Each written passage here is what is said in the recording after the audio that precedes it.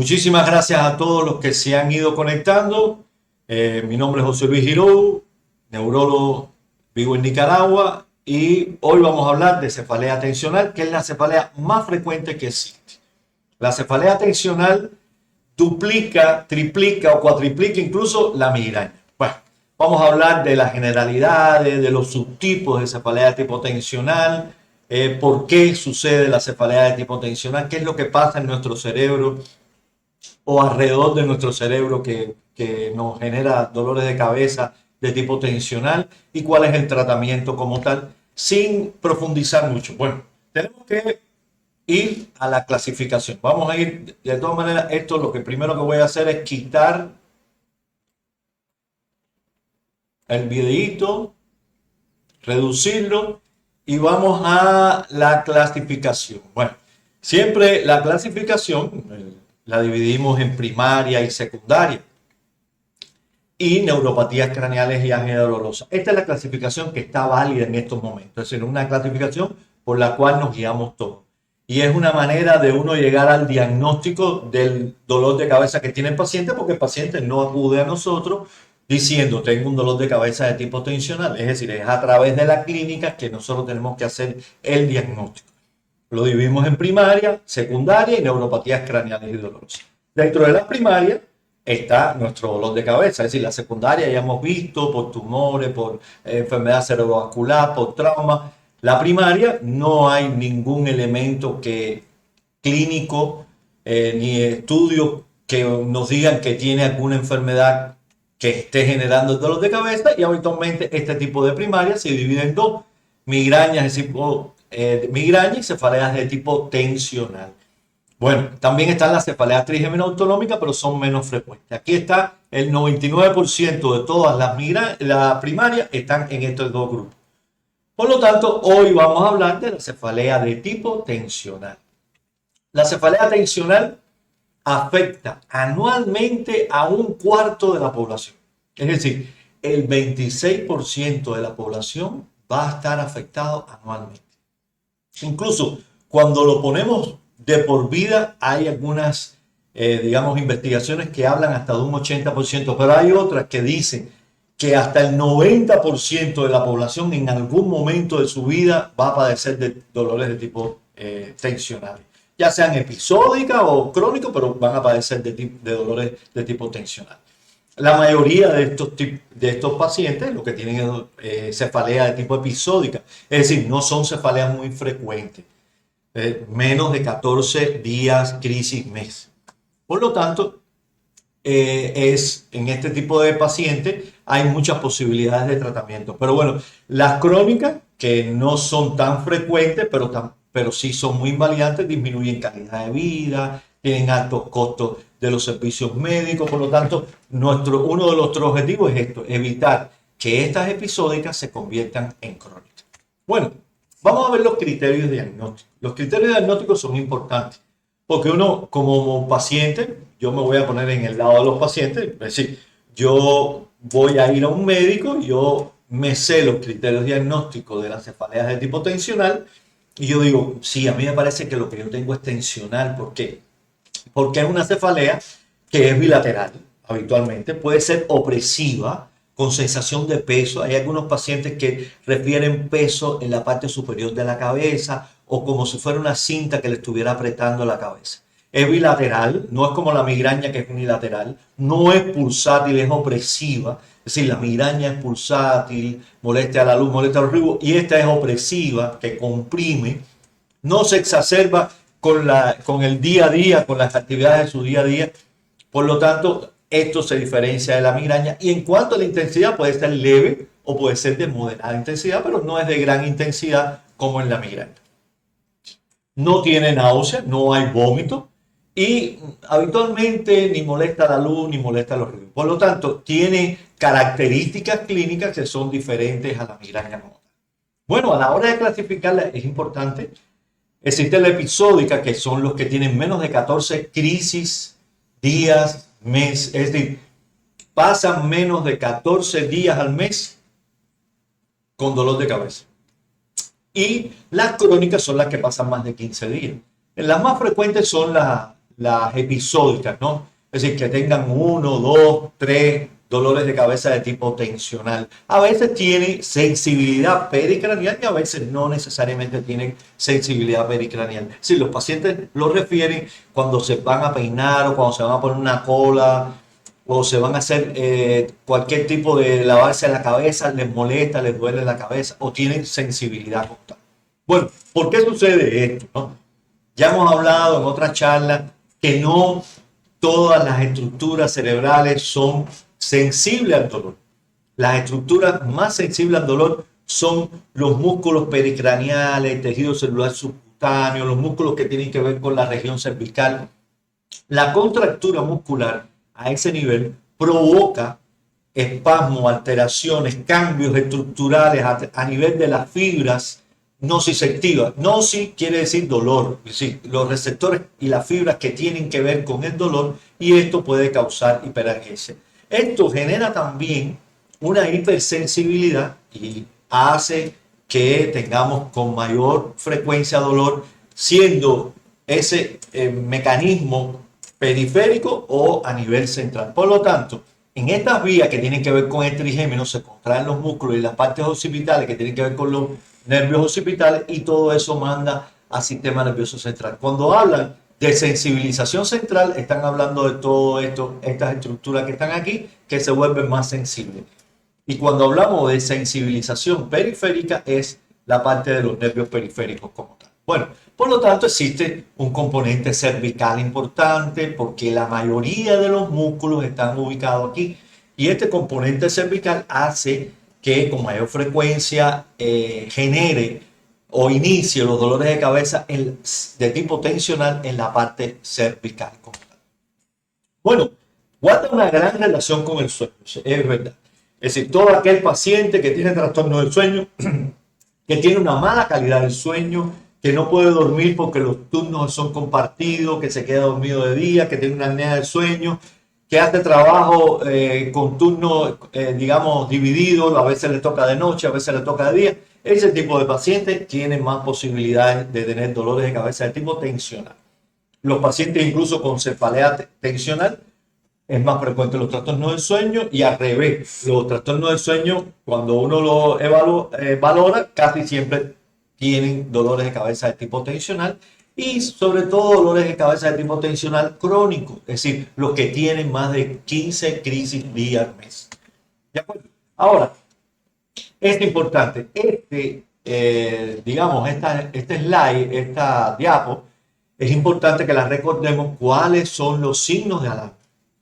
Los signos de alarma, volviendo a la clasificación, son los que nos permiten a nosotros identificar si este dolor de cabeza es primario o es secundario. Así de simple. Cuando es unilateral nada más, cuando tiene un empeoramiento progresivo, cuando no hay una buena respuesta al tratamiento, cuando cambia las características del dolor, cuando es aguda en mayores de 50 o tiene un antecedente de neoplasia o está inmunosuprimido o está anticoagulado para pensar que es una hemorragia o tiene crisis epiléptica, signos meningios, signos focalizadores, son signos de alarma. Por lo tanto, esto es lo que nosotros vamos a buscar siempre a la hora de evaluar a un paciente con dolor de cabeza. Entonces, ¿cuál es el tratamiento? Tratamiento de la cefalea tensional tiene un tratamiento como todo, no farmacológico, preventivo, abortivo de las crisis. Lo vamos a organizar de esta manera. Antes de entrar en el tratamiento, tenemos que saber que guarda una estrecha relación con la cefalea de tipo migrañosa, es decir, con la migraña como tal. ¿Por qué guarda una relación? Porque, por ejemplo, mire, cuando son esporádicas, es decir, menos de 15 crisis días al mes, y parece un trabalengua, pero no lo es. Tú puedes tener migraña o tú puedes tener una cefalea de tipo tensional de forma esporádica, pero muchas veces como que no guardan una relación estrecha. A veces tienes una cefalea tensional porque no dormiste bien, quizás no genera una migraña y se queda solamente en cefalea tensional. Pero cuando es crónica, cuando es diario, muchas veces existe una correlación estrecha entre la migraña y la cefalea de tipo tensional. Es decir, tú tienes un dolor de cabeza que te comprime la cabeza, que te pesa, te molesta la luz, te molestan los ruidos, a veces pulsátil, y cuando tú vienes a ver tiene una mezcla de síntomas de migraña con síntomas de cefalea tensional, que eso nos hace a nosotros pensar en una cefalea que se llama mixta. Y aunque no está validado este término, existen muchos reportes que sí que abogan por el término cefalea mixta. Entonces, nada, el término cefalea mixta existe, es la combinación de síntomas de migraña con síntomas de cefalea tensional, sobre todo en pacientes que tienen cefaleas crónicas, es decir, más de 15 días al mes pasan con dolor de cabeza. Entonces, ¿cuál es el tratamiento? El tratamiento, bueno, alivio del dolor. Por supuesto, si el paciente viene con dolor de cabeza, tenemos que aliviar el dolor, disminuir la frecuencia de las crisis. Si el paciente tiene 10 crisis al mes, el objetivo es que tenga una crisis al mes o que no tenga, reducir la intensidad de las crisis y evitar que estas crisis se hagan crónicas. Estos son los tratamientos, los objetivos de tratamiento que uno tiene que tener en cuenta para evitar que se cronifique, que sean muy intensas. Estos son los objetivos. Bueno, ¿cuáles son los tratamientos desde el punto de vista abortivo? Habitualmente utilizamos antiinflamatorios, paracetamol, relajantes musculares. La metoclopramida la podemos utilizar cuando se asocia a náusea, pero sobre todo en las mixtas. Los opioides en casos extremos. Los bloqueos, es algo muy frecuente, los bloqueos de los nervios craneales. Lo hemos dicho en la neuralgia occipital, pero en otras neuralgias también lo utilizamos con mucha frecuencia. Y la benzodiazepina, sobre todo cuando está relacionado con ansiedad o algo así. Entonces existe un tratamiento preventivo, este es el tratamiento abortivo, es decir, para quitar el dolor. Y este tratamiento es preventivo para evitar el dolor. Por lo tanto, existe un tratamiento no farmacológico y el tratamiento farmacológico. El más importante de todos es el tratamiento no farmacológico. El objetivo es que la persona sea capaz de no tener crisis de tipo tensional con tratamientos no farmacológicos. Ese es el objetivo nuestro. Ahora, muchos pacientes siempre dicen, no hace falta un medicamento para dormir mejor y para que no tenga dolor de cabeza. Y cuando uno viene, siempre tiene que utilizar ambos, farmacológicos y no farmacológicos. El caso es que es del ejercicio, con mucha diferencia, la mejor opción preventiva del dolor de cabeza de tipo tensional. Ya veremos qué tipo de ejercicio, ya lo vamos a comparar con las migrañas, pero es el ejercicio, ya sea aeróbico, anaeróbico, es decir, ejercicio de fuerza, la opción mejor para el tratamiento de la cefalea, preventivo del tratamiento de la cefalea tensional, porque incluso el ejercicio no puede mejorar el sueño, nos mejora el control metabólico, el ejercicio nos mejora el peso corporal y el ejercicio hace una mejoría de la región cervical, por lo tanto tiene muchos beneficios. Entonces existen otros tipos de tratamientos no farmacológicos, la terapia manual, masaje, fisioterapia, el control metabólico, el control del peso. Todos estos son elementos que tenemos que tener en cuenta para iniciar el tratamiento no farmacológico en las cefaleas de tipo tensional. Y falta algo que muchas veces tenemos que tener en cuenta, que es el aspecto psicológico. Los pacientes deben saber manejar situaciones de estrés, situaciones familiares, situaciones laborales. A veces yo tengo pacientes que uno le dice que la directora o el director te llame, no quiere decir que te van a correr, ¿no? A lo mejor es para resolver un problema, no necesariamente que te llama la directora y dice, pase por mi oficina cuando tengas una oportunidad, y de pronto uno va por allá temblando, que le dobla las piernas con dolor de cabeza. No necesariamente, es decir, uno tiene que tratar de psicológicamente, tratar de madurar, tratar de mejorar desde el punto de vista digamos, psicológico para enfrentar las situaciones de su vida diaria. Entonces, desde el punto de vista farmacológico, existen dos tratamientos exclusivamente para la cefalea de tipo tensional que se pueden utilizar. Los tricíclicos, que ya vamos a hablar de cuáles son, y los inhibidores selectivos de la recaptación de serotonina. Y vamos a decir cuáles son y qué hay de evidencia al respecto. Bueno, la más conocida, la amitriptilina, es el que más utilizamos nosotros. Las dosis son bajas, se utiliza en las noches, puede dar resequedad bucal, puede dar sueño, nos damos temprano, casi siempre lo utilizamos. Es el fármaco que más utilizo yo como preventivo del dolor de cabeza. Así. Entonces, los inhibidores selectivos de la recaptación de serotonina, llámese fluoxetina, sertraline, escitalopram, son medicamentos que habitualmente lo puedes utilizar, pero cuando el paciente está deprimido. Pero para la cefalea de tipo tensional, según esta revisión, no hay una evidencia científica demostrada que pueda ser beneficioso en la cefalea de tipo tensional. Entonces, viene el ejercicio. Ejercicio. Vamos a hablar de ejercicio. Lo que está demostrado, ya lo vimos en la charla pasada, los beneficios en la migraña. Está demostrado que el ejercicio, tanto aeróbico como aeróbico, hay una mejoría. Vimos que este es un ensayo clínico que se hizo. Esta es la publicación, así que la pueden revisar. Es un ensayo clínico, un metaanálisis con 21 ensayos clínicos. En primer lugar, el ejercicio anaeróbico, es decir, aquí está ubicado el anaeróbico. Anaeróbico, gimnasio o en la casa. En la casa, pesita, sentadilla, pechada, lagartija o plancha, como se le llama en diferentes países. Esos son ejercicios de tipo anaeróbico. En segundo lugar están los ejercicios aeróbicos de alta intensidad.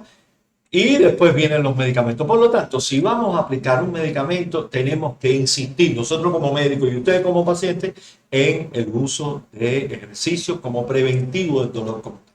Bueno, ¿y qué pasa? ¿Cuál es mejor ejercicio? ¿Cuál tipo de ejercicio es mejor para la cefalea tensional o para la migraña? Bueno, hay reportes, por ejemplo, este metaanálisis dice que el anaeróbico es mejor para la migraña.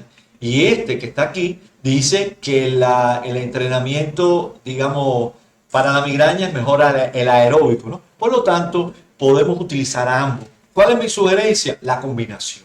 La combinación de ejercicios de fuerza con ejercicios, digamos, aeróbicos. Por lo tanto, el ejercicio, mi sugerencia es, por ejemplo, si va una persona de 50 años, que camine un poco, no corra para que no se lesione, camine un poco y después, ya sea en la caminadora o en la calle, después hace un poco de sentadilla, puedes hacer un poco de pechada y eso puede ser una dinámica para 5 días a la semana, sin la necesidad de ir a un gimnasio. Bueno, si tienes la posibilidad de ir a un gimnasio y haces un entrenamiento mucho más dirigido, bueno, ideal. Pero estos ejercicios nos ayudan para fortalecer los músculos, reacondicionar el músculo, darnos energía, nos aumenta el sistema opioide, que el opioide es para aliviar dolor, y endocannabinoide, que también tiene que ver con el alivio del dolor, disminuyen esa sensibilización de la cual hablábamos, tanto central como periférica, que nos, digamos, hace que un paciente con dolor tenga más posibilidades de tener dolor y nos eleva los niveles de mioquina sanguínea que nos mejoran ánimo, sueño, concentración, fatiga. Por lo tanto, es un ganar-ganar. Otro de los elementos a tener en consideración en el tratamiento preventivo es los ejercicios, técnicas de relajación, el yoga, la meditación. Hay evidencia de cefaleas de tipo primaria, que se la estoy dejando, para que no sean, es decir, que no es un criterio personal, es decir, que hay estudios que lo avalan. También hay estudios que avalan el yoga como tal, que mejora muchísimo la cefalea tensional y en menor medida la migraña, y que los efectos incluso son a corto plazo, porque mejora el sueño, disminuye la ansiedad, y es verdad que mejoran a corto plazo. Es decir, todas las personas que nosotros le hemos sugerido la realización de yoga, al terminar las primeras 2, 3 sesiones ya dicen, yo me siento diferente, ¿no? Porque en realidad no es solamente, no es ejercicio, es un ejercicio con un, digamos, con apoyo de la respiración, con darle los tiempos a la respiración que automáticamente te disminuye la ansiedad. ¿De acuerdo? Entonces, bueno, y por último vamos a hablar de las medidas, digamos, por decirlo de alguna manera, invasivas, ¿no? Los bloqueos o la aplicación de toxinas para la cefalea de tipo tensional.